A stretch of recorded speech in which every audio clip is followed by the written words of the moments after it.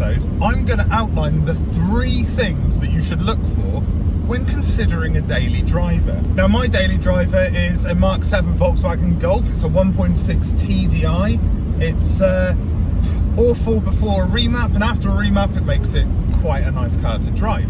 But the fact that it's a 1.6 litre turbo diesel shouldn't go against it.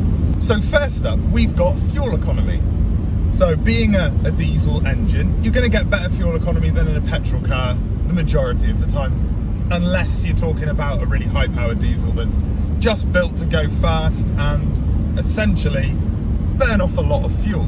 On average, the best I get in this car is 55.6 miles to the gallon. So when I put that in context with my R53 Mini Cooper S, the best I get in that is about 24 miles to the gallon. Yeah, it makes the Golf a good daily, and miles per gallon is probably the most important thing about a daily driver. You want your fuel economy to work out for you. You don't want to be stuck spending hundreds of pounds every couple of weeks on fuel when, you know, you could get a car that is far more efficient with fuel. Diesel's more expensive at the pump, but it's cheaper in the long run because you get more mileage out of it, essentially. When I fill this car up, I get about 565 miles of range. The way I drive, I don't necessarily get the full range out of the car, but you know, it's there or thereabouts. So fuel economy, hugely important in a daily driver. Next up, we've got comfort. If, like me, you've got a job that means that you're on the road driving from place to place, so you're in the car the majority of the time, you need something that is comfortable. Now, I find this car comfortable, I really do. Is it BMW driving a sofa comfortable? No. But is it more comfortable than my Mini? Yes. And I can sit here hour after hour on a journey and I'm okay at the end of it. The longest trip I've done in this car was from Exeter to Leeds, and then from Leeds to Scarborough, and then from Scarborough back to Exeter. And yeah, I was achy, but you know, it could be worse. In the Mini, more than maybe an hour and a half, I'm like, oh, I feel like my back's slightly crippled, my knees are a little bit sore, but you know, I get more smiles out of that car, so eh. The level of comfort in a car as your daily is very important. You want something that you can sit in and not feel like your back's going to crack up, you're not going to feel like your knees are going to seize. Is it easy to drive? You know, obviously an automatic would probably be far more on the comfort side than a manual for long journeys, but you know, I find this is a manual, I find it comfortable. It's comfortable to drive. I've got adequate boot space. I've got good space in the back seats, maybe not sat behind me, but behind the passenger seat there's enough space for another person. So it's a comfortable car to drive. It's a comfortable car to own. You know, you want your daily to have those creature comforts. I don't have heated seats in here, but I've got automatic windscreen wipers that don't really work. I've got automatic headlights.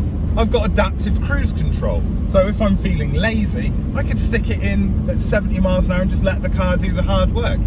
Although, what's the hard work? Resting my foot on the throttle? Not that hard really, is it? The last one is fun factor. If you end up with something really boring to drive, then it does affect the driving experience.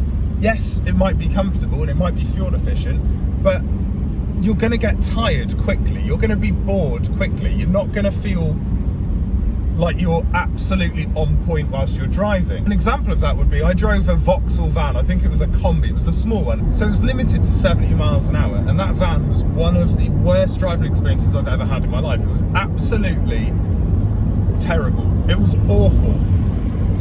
It was soulless. It was boring. It was sleep-inducing. It wasn't fun at all. I drove that to South Wales and back, and I was falling asleep at the wheel. It was so dull. The fact that it wouldn't go above 70 was not helpful. If you're doing decent distance, you need something that's going to keep you a little bit engaged, a little bit involved in it, because otherwise you do start switching off. And I think limiting vehicles to 70 miles an hour is a ridiculous thing to do. It makes it harder to overtake. It makes it harder to feel like you can actually drive that distance, because you're just getting bored.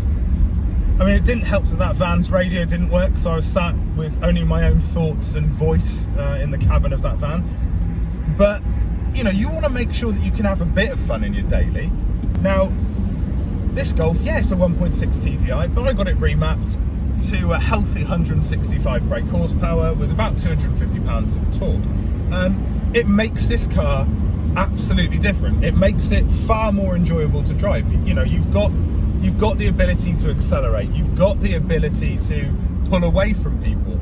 It feels a bit more engaging to drive.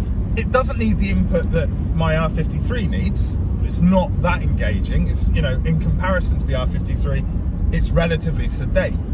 But at the same time, it's not boring to drive because I've had it remapped. I've got a comfortable, fuel efficient car that actually is quite fun to drive. And if you put your foot down, you can go woof in this car.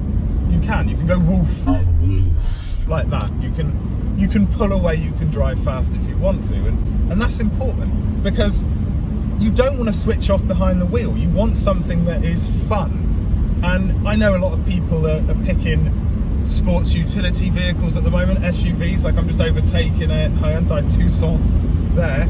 They're not for me. I'm not a fan. I think I'd find them boring. Yes, they'd be really comfortable, but I need something that's engaging. And as a driver, those three things that I've mentioned, fuel efficiency, comfort, and fun factor, are the three things I think you should look for when looking at buying a daily driver. You want something that's easy to drive, but at the same time slightly engaging. You want something that's going to be cost effective and fuel efficient. And you want something that you can sit in and go, oh, comfortable. So I hope you've enjoyed this relatively short video on the three things I feel are most important when picking a daily driver. Please subscribe, share, like, thumbs up, comment, and until the next time, I've been me, you've been you, and well done for that.